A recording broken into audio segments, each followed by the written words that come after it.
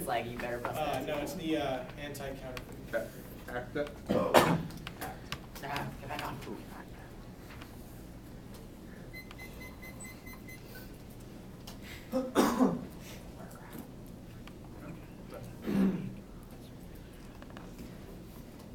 Everyone ready?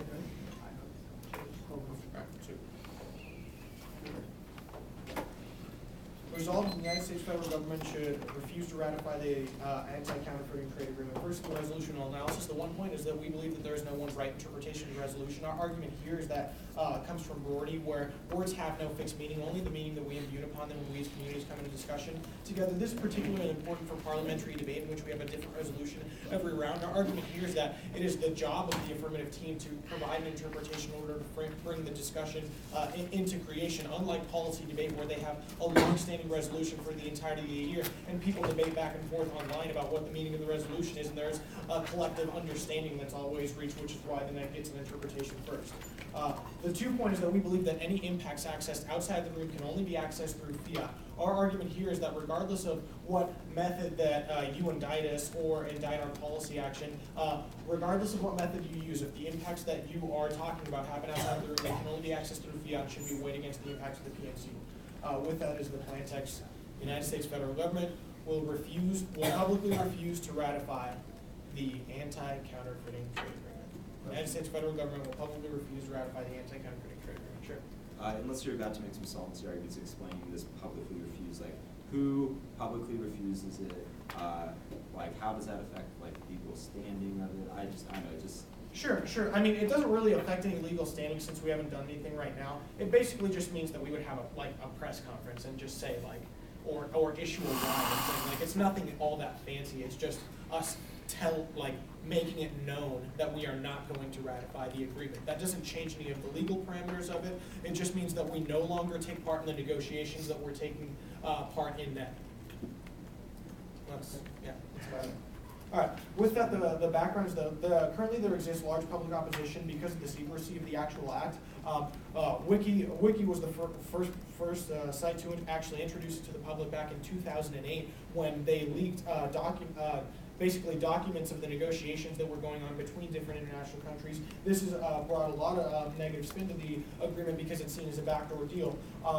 Additionally, the second point under here is that the public sees large opposition to it because policy analysts say that basically we would have to change a lot of the ways in which we enforce our intellectual property rights, not just internationally, but domestically if we actually adopted this act. Additionally, the EU specifically is afraid of passing this act because they've also had massive opposition from the public who basically sees this as infringing upon their sovereignty and the agreements that they've already assented to concerning intellectual property rights through the WTO, which established the TRIPS agreement, which is the treaty basically about intellectual property rights internationally. So with that, the first advantage is modeling. The argument for the modeling advantage is pretty simple. In the uniqueness story, basically no big player within the countries that are negotiating ACTA right now have made any statement one way or the other about how they're going to rule on it because they're still currently in negotiations, which means the U.S. would be the first country taking a step to say we are stopping negotiations, we are going to refuse to ratify this agreement, which comes to the link level of the debate, which is where we refuse to ratify the agreement, ceasing negotiations. Under the internal links, our argument, you can cross-apply from the background flow that the European Union already has a lot of public pressure to not do this. They just don't want to take the first step and be seen as the country playing the bad guy because we've traditionally been seen as the bad guy. We have to be the Batman in this situation. Someone has to hate someone, and if it has to be us, we'll take the first step. The EU will follow in suit afterwards, and it'll make it very easy for the other countries and international associations to follow suit. And a vote for us is the only chance of obtaining a Batmobile. And a vote for us is the only chance of attaining a Batmobile. For the judges. For the judges. We'll throw that in there. It's a chance. It's a chance. So under the impact scenario, our argument is that this would kill the agreement because we are spearheading this agreement, and because the European Union is the next biggest organization in line. This would absolutely kill the agreement and make it impossible for any smaller countries to make any sort of agreements. And even if those did pass the agreement, that it would be much like some of the other protocols that the international agreements that the U.S. hasn't signed on to. They've been highly ineffective and basically would kill the agreement. So with that, let's get to the specific advantage, which we'll call negotiations. The uniqueness is that discussions again have happened in secrecy in the status quo. There's public opposition that's stemming from the secretive nature. Currently, Obama is losing popularity as he fails to be open, as he fails his promise to be the open, transparent president.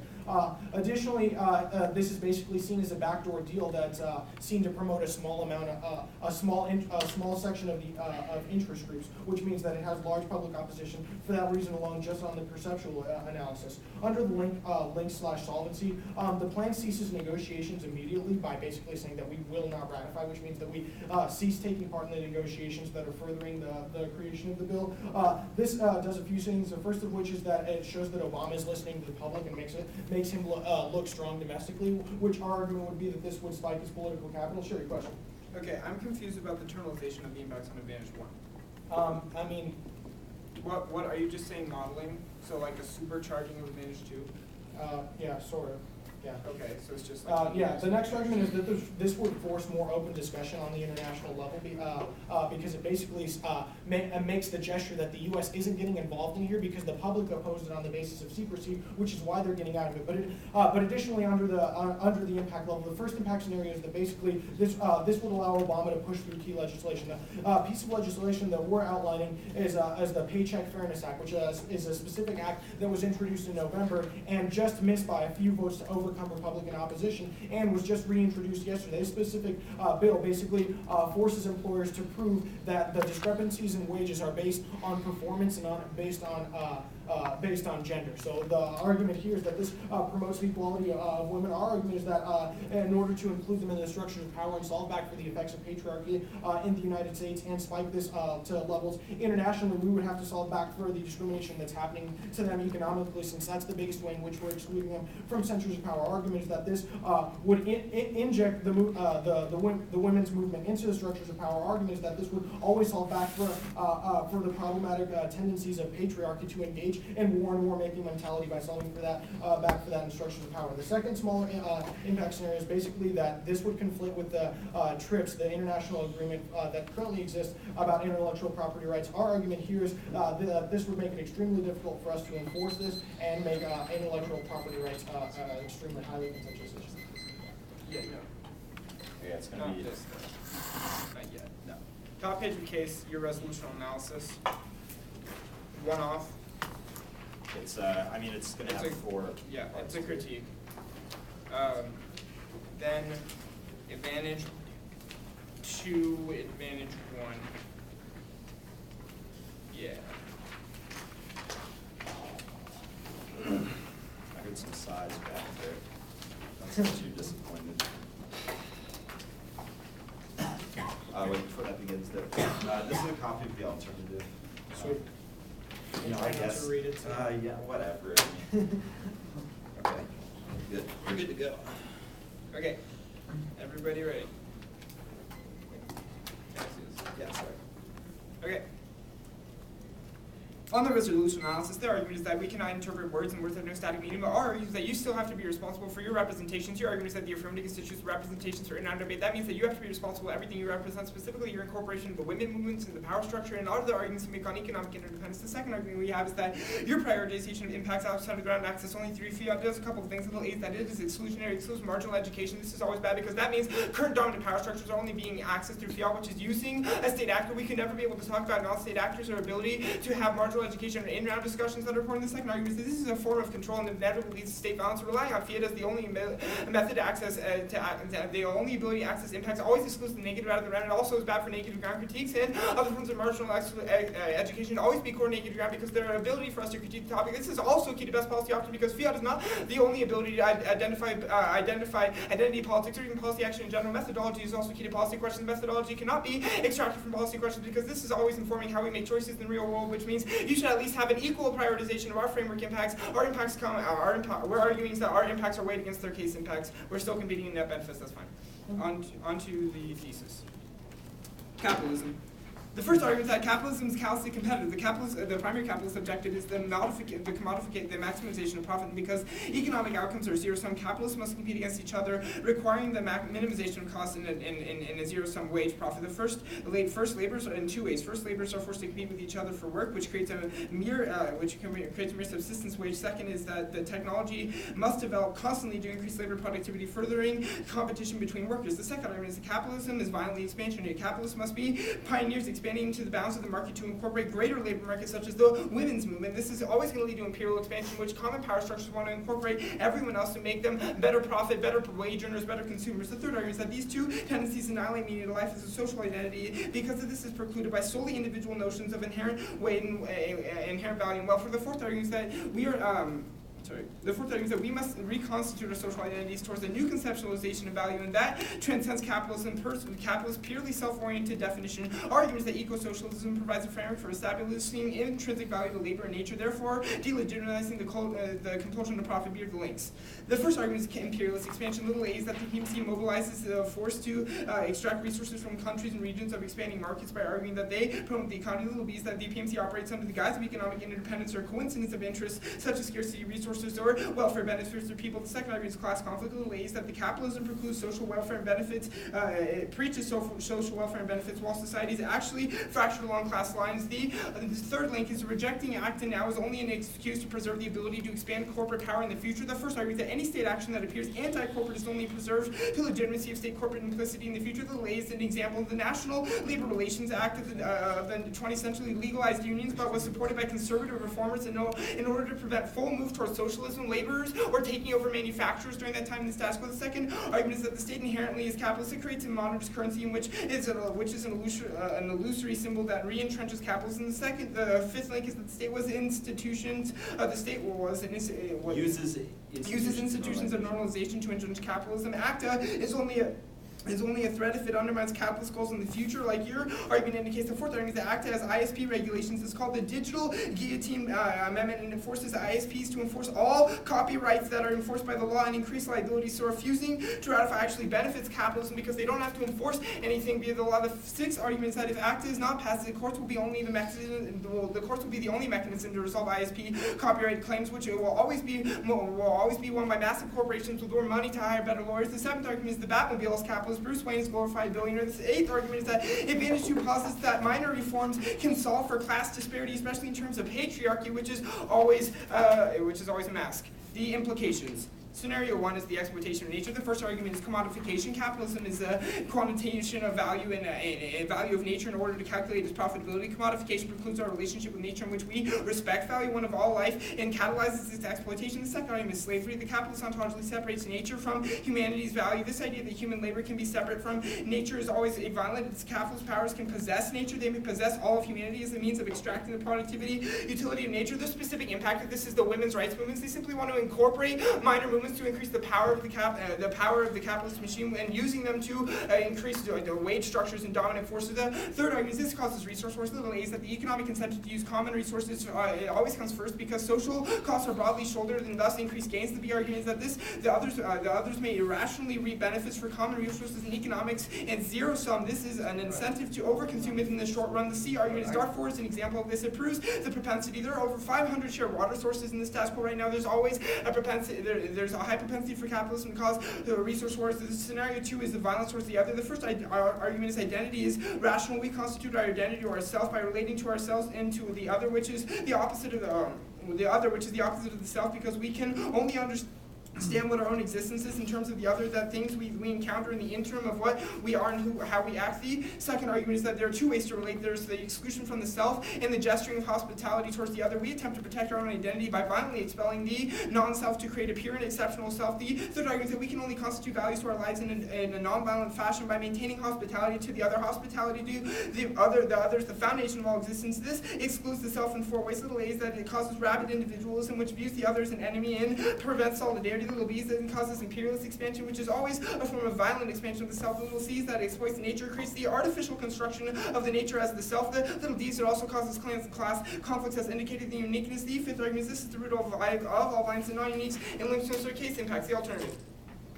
Vote opposition to embrace eco-socialism as an alternative to capitalism. Vote opposition to embrace eco-socialism as an alternative to capitalism. Alternative solvency. The first argument is that we reject commodification. Eco-socialism posits that everything has an intrinsic value. This solves by changing the fundamental thesis of production and value to one that does not allow the capitalist to define value. In eco-socialism, everything will have intrinsic value. The second argument is that capitalism is incompatible with ecology because callous competition and violent expansion is necessary to succeed in a capitalist system. Eco-socialism promotes promotes harmonic coexistence with nature. Either plan is only justified for capitalist future exploitation of, or the case is a good idea in the eco-socialist mindset. And we saw the affirmative. The second argument is eco-socialism reforms our relationship to the other, to be the one that embraces immanence. With eco-socialism, it coexists peacefully with things around it because it respects natural interdependent relationships. Permutation theory. The interpretation is that permits must have the entirety of the plan text, must include some or all of the alternatives, but nothing else. The standard. The first argument is this is key to this is what is this key to? Key to checking. This is key to checking the affirmative shift in the MG, which gives them infinite advantages. The second argument is that allows the affirmative to no link any LLC ground and new and more often gets answered by the PMR. The third argument is this is key to finding the best policy option. And the fourth argument is that they must depend 100% of the case. This is key to topic-specific education. These are priority voters for fairness in education. They come for net benefits because they affect our ability to play the game. And you should vote here on competing interpretations via offense on the standards to prevent judge intervention. Go to advance you. My first argument is that the status quo solves. All of these arguments indicate that Obama is pressured right now, that the European Union doesn't want this. A little under this is that elections are coming up quickly. The status quo will solve it because Obama will never take the risky move of acting on this right now. The little B is that all of your offense indicates that it is unpopular in the status quo. There's literally no propensity to argue for why legislatures are going to pass this in the status quo. Little C argument is that this means there's no terminal impact to the entirety of your case. Any risk of the criticism means that you should always vote negative because if there's any offense, the affirmative is solved. In the status quo, also your argument about women is a link to gay. And obviously the critique is unconditional if you can figure that out. We're going to go for the silence. No. Or an add-on case. You guys are fans of add-ons. Yeah. All right. Lol. I remember that too. We're gonna go the top of case first. My quote.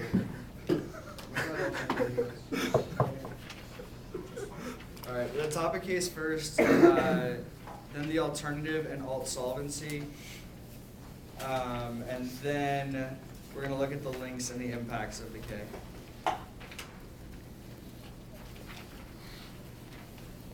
So was it all of case on top or just? No, just the top of case that you did before the K. I'm just going to answer some of that, and then I'll go through this again, and then the alternative and alt solvency. And then the links and impacts. And then the rest of the case. And then the rest of the case. Okay, that's what it was. Thanks.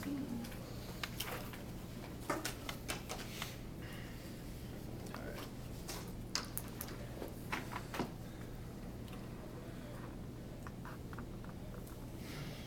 Are you ready? Flow across all the responses on the top here. We will still be held responsible to everything that we said. We absolutely advocate it. Also, their argumentation boils down to the fact that they say that methodology is key, but what does that mean? That they are still accessing the round through net benefits, which means we get to weigh the alternative solvency versus the solvency of the case. This is going to be key. All right. Do we learn anything else on top of that, right? Okay. So let's go to the alternative. Vote opposition to embrace eco-socialism as an alternative to capitalism. Our first argumentation is going to be PERM. Do the plan and the alternative. No, you have to say, do the plan. Okay. Our first is going to be a PERM. Do the entirety of plan text and then vote to embrace eco-socialism as an alternative to capitalism. Our argumentation is going to be that this meets their burdens on what needs to be in a PERM. We are doing all of the plan text and some of the alternative, which means that we are not violating any of their argumentations on PERM, which means all that PERM discussion goes away. Our argumentation is that the residual effects of capitalism. Our argumentation is that if the alternative solvency is true and it can overcome all of the residual effects of thousands of years of capitalism as well as our hegemonic domination of the world finance system, which is super capitalistic right now, if it can survive the capitalistic colonialism of the US and the EU, then our plan text is not going to affect this solvency. Our second argumentation is that only allowing us to join the movement can actually have the real world solvency, which means that only allowing people who are engaged in the capitalist system to also embrace the alternative is the way to access real world solvency. Otherwise, this is just a punishment for being engaged in the capitalistic system, which everyone here is, which means that there can never be new members of the movement, which means that the movement is guaranteed to fail, which means the only way that they can access solvency on the alternative is through the perm text. Any rejection of the perm is a rejection of alternative solvency, which means that only the perm can access alternative solvency.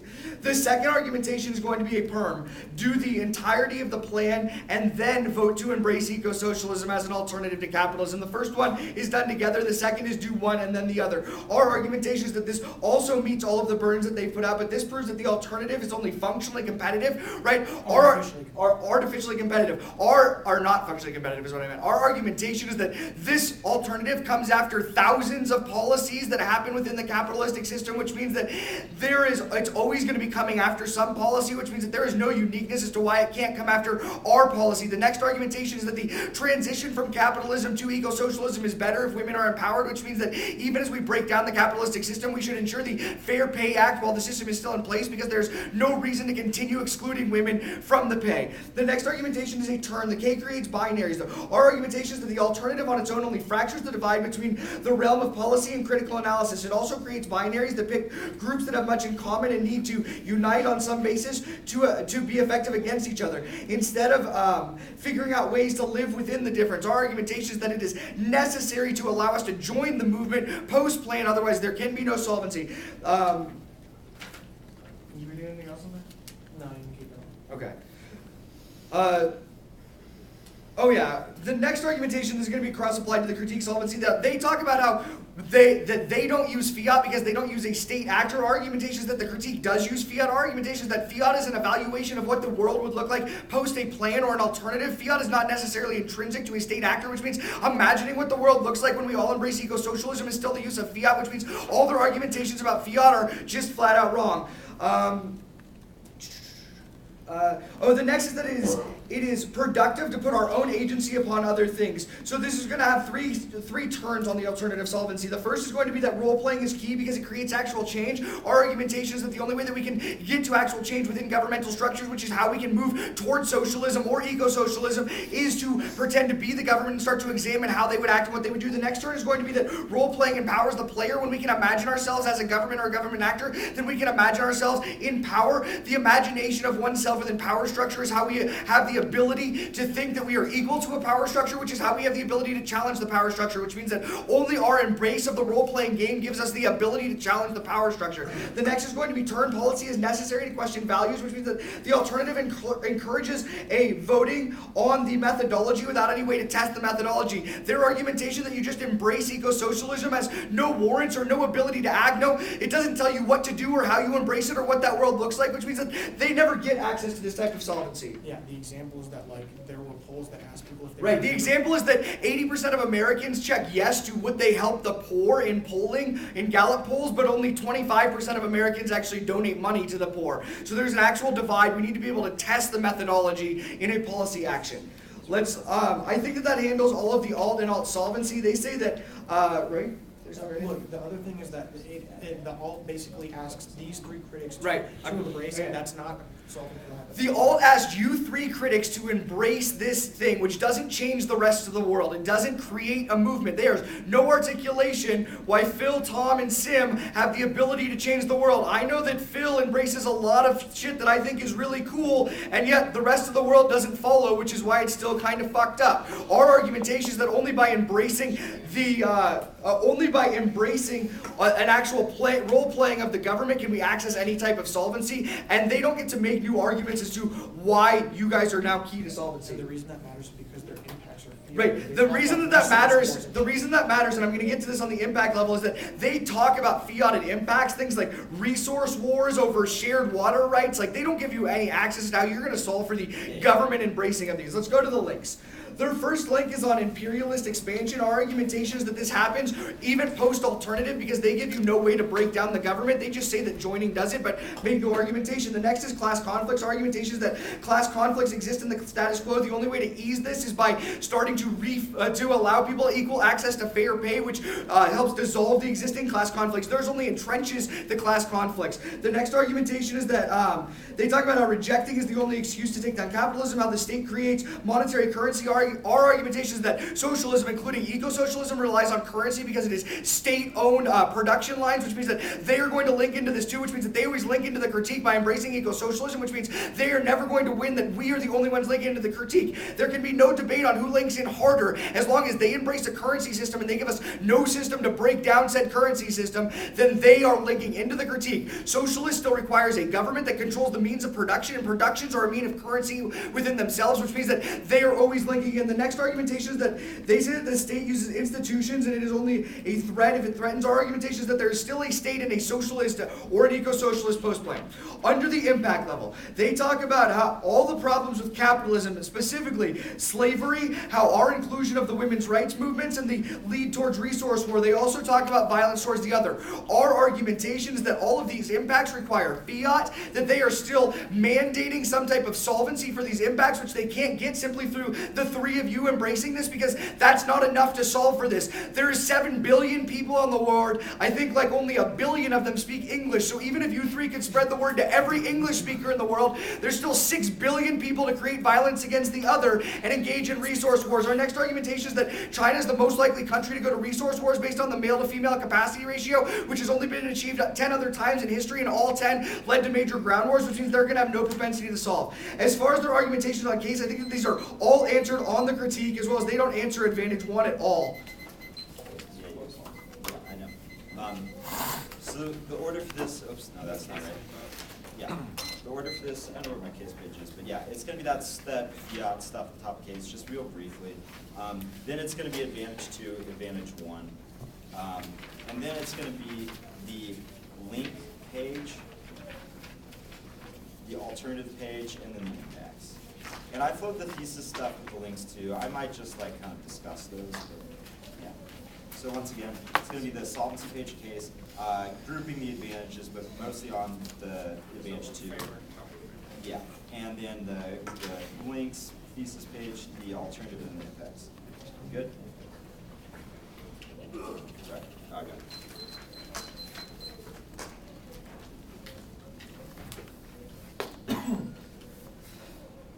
Okay.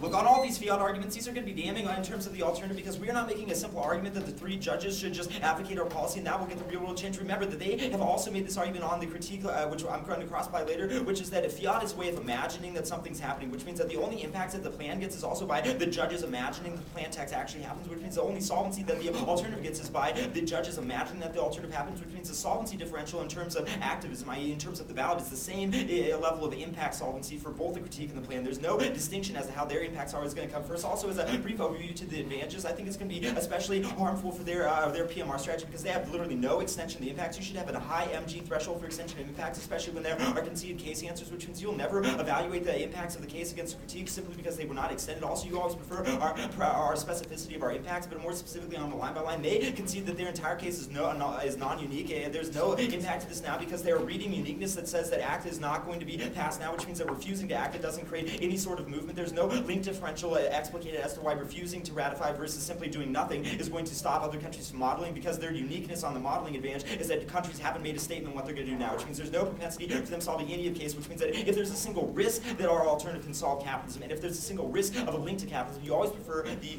for negatives. Yeah. Yeah, the status quo solves. And also that they've also conceded that the status quo would solve the case, which means that the only thing that's going to be important is that they still have a representation of advocating state action that will ultimately protect corporations, which is our link analysis, which means that you should always avoid this rhetoric and these representations of protecting the state so they can further protect corporations, because their actual defense of the state and corporations is not going to have any solvency. On the link debate, look.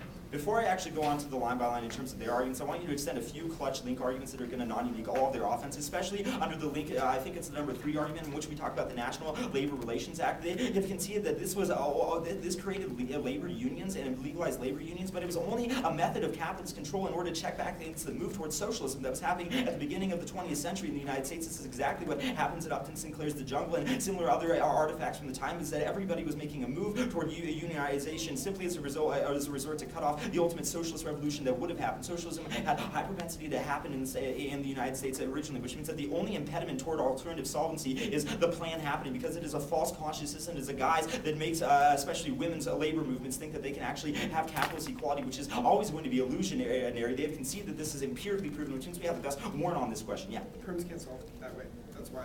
Yeah, and that's also the reason why the perm can't solve, especially the time frame delay perm, because that would require the plan to happen, and that would disincentivize women from actually trying to get into a socialist mindset, because they would have the equality that they need, which means there's no incentive. There's no incentive for struggle when you already have everything that you need. But also you should extend the number 5 and the number 6 arguments, especially the number 6 argument, which is that ACTA is good for capitalist corporations, because without ACTA passing, all that happens is that they don't have to be responsible for protecting for copyright infringement, which means they can destroy other corporations' copyright infringement and increase corporate capitalism. And the 7th argument is that this means the only way to resolve capitalist conflict will be through the courts, which means that corporations always win because they have much more financial power. On the line by line now.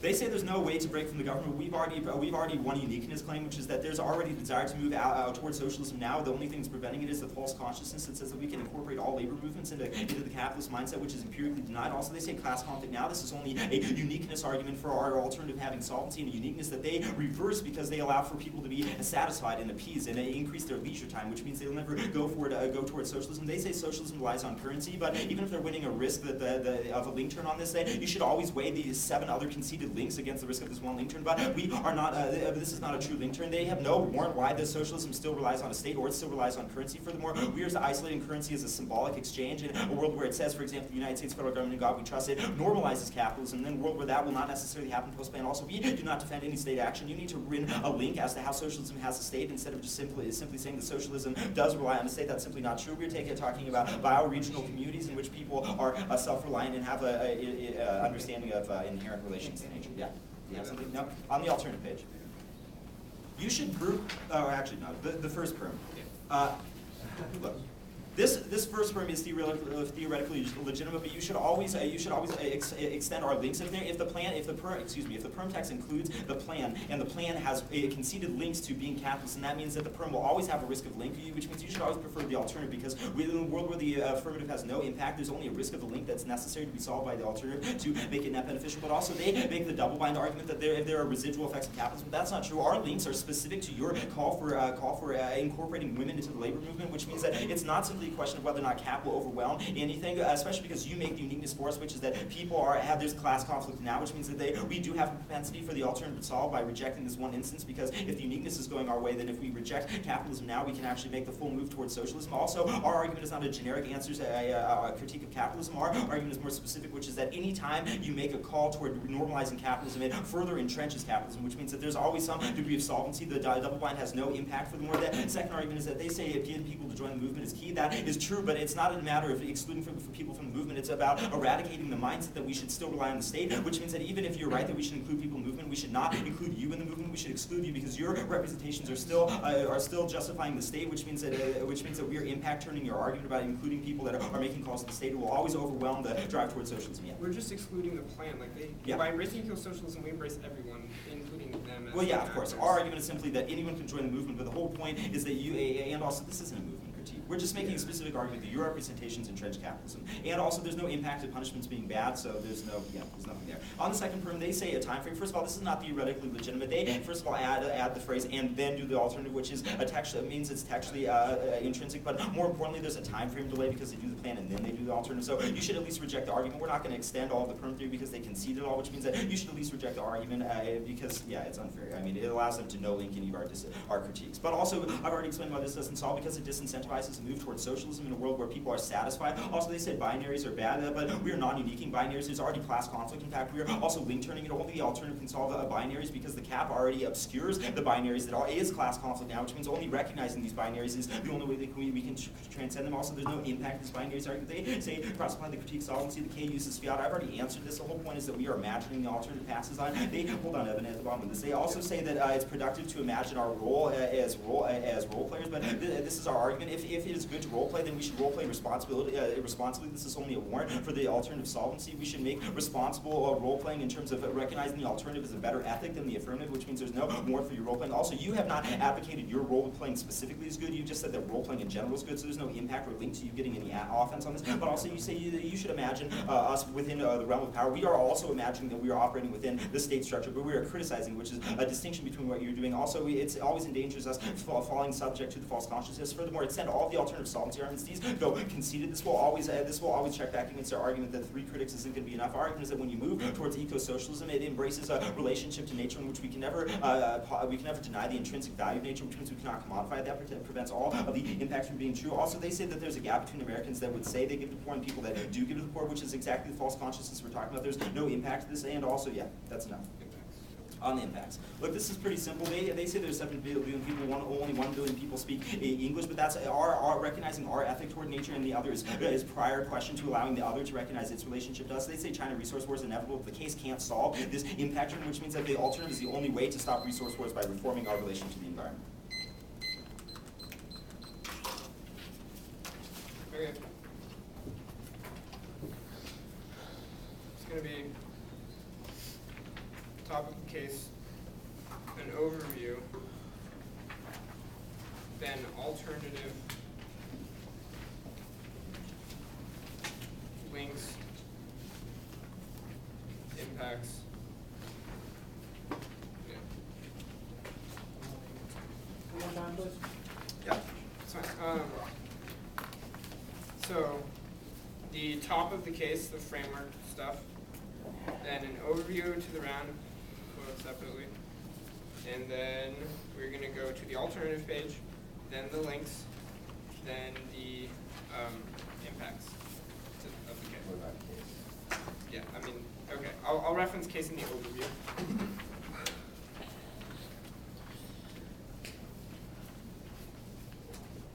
Okay. Everybody ready? The way to evaluate impacts in this round is really simple. They concede the idea, and we are cross-applying for them. Fiat is a world in which we imagine the solvency of both of our arguments happening. They indicate for us that the alternative use is fiat, which means what happens when the 3 of you judges vote for us is you're attempting to imagine a world in which everyone embraces eco-socialism. If we can garner offense that this is a good thing, that we have as much access to offense as the case does, that's 100% conceded arguments, and coupled with the conceded alternative solvency, that is a damning argument for why you should always prefer the criticism on the overview. You are going to vote for us simply on offense-defense balance. The first argument is that they concede out of the empty that the entire case is doing 2 things. First of all, that it's non-unique because there's no incentive in the status quo. Secondly, that the status quo solves the entirety of the affirmative. There's no unique reason to vote affirmative if the status quo solves it, which means you should always look through the criticism. And the reason the criticism still has a unique link in this instance is that their mindset endorses capitalism. They are making a call to the normalization of industry and the normalization of movements that we have specifically indicted in our uniqueness links impact. They have too many conceded arguments on the criticism to come back for this. The second argument under here is that they simply do not have offense on our criticism. They read a bunch of defense. In fact, the MG is 6 minutes of defense on the criticism and a bunch of really bad perm arguments that have 0% solvency when they concede that the plan itself is a justification for rejecting the affirmative advocacy, that none of the perms have any solvency. They also concede the impacts that what happens when you make a call to capitalism is you are excluding people and you are also forcing a mindset that is going to end up in resource wars and real world impacts that we should choose to not embrace and embrace something else instead. Now go to the alternative. The PMR really only has 2 ways that they could possibly win this round. They're going to try to go for the perms. The first perm argument that they're going to go for is that they do the entirety of the plan to embrace eco-socialism. This is theoretically not legitimate on the impact level for a couple reasons. We are winning specific links that you do not contest, that when you try to protest against ACTA and you try to normalize conditions of women's movements and things like that, you are an incorporation of capitalism. There is not a double bind of solvency here because you're dropping the alternative solvency arguments that when you include the state actor and you include a call to capitalism, capitalism, this subsumes the alternative. It's not a question of whether or not the alternative is strong enough to solve over your case. It's a question of what prioritization your call to capitalism makes. It makes us ignore the impacts of the criticism, and it makes us ignore the impacts of state action that's specifically bad. You have no way to solve for this double bind. The second argument you could possibly go for is to do the plan and then vote for it. This only supercharges the link that the plan the plan hides and obfuscates the criticism, and there's also a conceded link. There are specific links out of the criticism that make this perm have no offense. You also do not articulate a net benefit to this perm. You should always prefer the alternative to 100% solvency arguments. You say that this turns, that the K creates binaries. You have no impact of this. Also, we are arguing that we should embrace eco-socialism and oppose ourselves from the state's call to capitalism. If this is a binary, then you have no impact to it, and we are the only ones with a claim to the impacts. On to the rest of the perms. Look, there's literally one piece of offense against this entire criticism, and it's not really offense. It's their argument that role-playing as the state is good. They're going to try to go for the argument that role-playing within the state structure allows us to view methodology, which is going to be an internal link to the K coming out of the PMR. This is not true. First of all, we are linking specifically that the K has the structure to solve back for this. Also, we have a link that says that we role-play as a criticism of the state, which means we have an entire access to your fiat arguments. Then you should re-extend all the alternative solvency, specifically the argument that eco-socialism reforms our relationship to the other and embraces the immanence of nature. This is going to solve 100% of our impacts in a world of fiat, which you indicate is the world in which we should look at the impacts. You have zero way to solve for the alternative solvency. The perm cannot reconcile this because the inclusion of the plan in capitalism is incompatible with ecology. That's our number 2 alternative solvency argument that you have no response to out of the MG. Go to the links in the impacts. You should extend all of the specific links, numbers 2 through 5, about how rejecting act is a specific call to normalization of markets. This is a huge link into all of our conceded impacts. Go to the impacts. The entire thesis of our impacts is capitalism embraces a world in which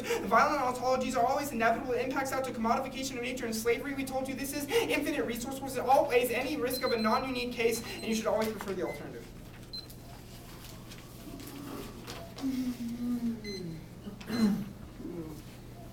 Okay. I guess it's not really. We'll go to the framework analysis, which I think they have floated on the top of our case, which is about the impacts and all that. Then we'll specifically go to a few. I'm going to jump around a little bit because I'm going to be using some examples of their arguments to prove some other stuff, but I'll highlight where those are, but they're all going to end up on the perm page. So I'm going to go to the perm page, pulling arguments from other pieces of paper. Hopefully you remember them making those arguments, or you can find them. We trust your intellect and flowing ability. And then from yeah. I wasn't looking at you when I said that. Yeah, and then from there we'll talk about case resolution. Look, on the framework, I think what's particularly important is at the very least we have a round where criticism and a plan decided to use the same framework and the same use of fiat, which is kind of amazing. Don't usually see that happen. What the conclusion is that both teams have made is that we're operating under the same level of impact solvency, and we're operating under a world in which you guys basically imagine a world in which these changes happen for all people, which is somewhat of a shift, but we can even grant them that argument and have other arguments that they don't answer, which will answer back why the alternative doesn't work. And in that exact same world, you imagine a timeline in which the government does this now. There are a few reasons why that's important.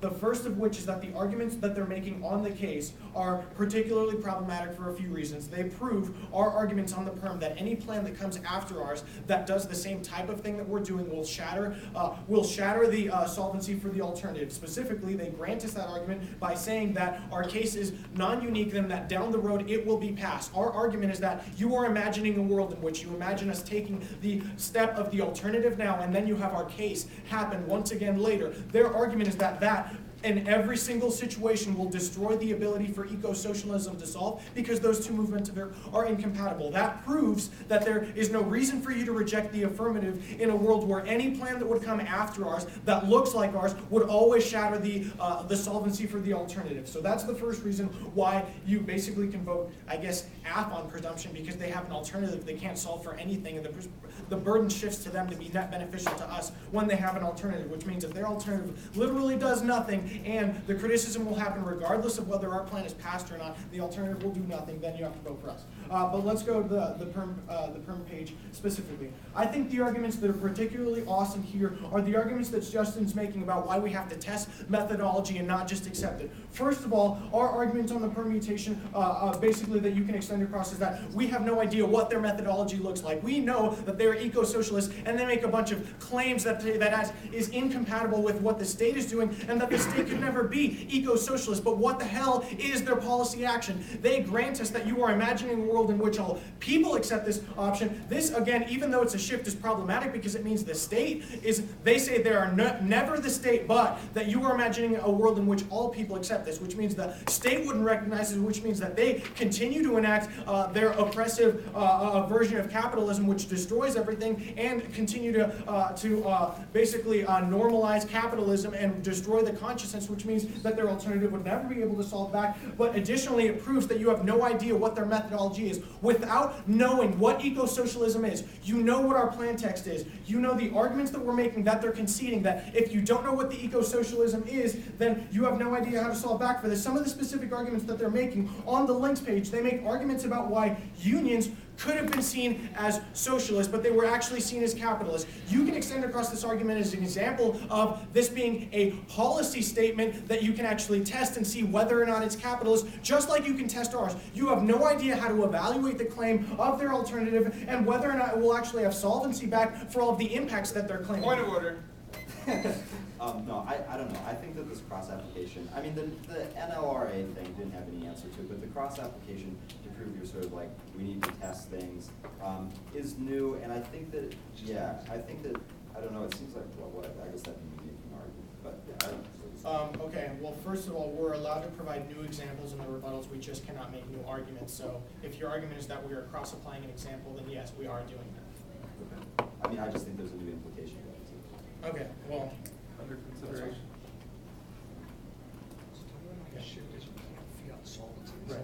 Right. Look, the premise of this argument, which even without that example, is that they cannot fiat the solvency for their alternative, which means that if you have no idea how eco-socialism operates, which in the block they do a pretty poor job of extending their original solvency block, if at all, then you have no idea how that's going to solve back for these capitalist power structures. Additionally, when they say we are role-playing in the same world as you guys, but we only have the people endorse this mindset and not the state because we don't want to get involved with the state, our argument is that the state would always destroy the solvency for the alternative. Additionally, they say that the second permutation is illegitimate because of the time frame delay. First of all, they don't have any warrants under this argument. Secondarily, there is no time frame delay because we have no qualifier between, like we don't say first pass plan, then you have 5 months, then you pass the alternative. We literally say one after the other, which means that there is no material difference between when they're passed, and test how artificial their alternative is. Our argument is that there are thousands of instances of the links that they are talking about in the status quo, which means that if our plan is just another example of those, there is no reason why passing their alternative now is more important than passing it a second later. They can see that socialism means that the state controls the means of production, which is a form Right. of currency. They still link in, so there's no reason not to help the women's movement if we're both Right, linking right. in. Additionally, they have new arguments about why we don't have a net benefit. You can extend it across that even if our case is non-unique, that the women's advantage is still a net benefit now, which means we have a time frame net benefit at the very least. But additionally, on the links page, they link in because this is again how you know you can't test. We tell you that their form of socialism allows them to use the state and allows them to use means of production as currency control. They say they don't do that. They don't provide you an example of what that looks like or what they do support.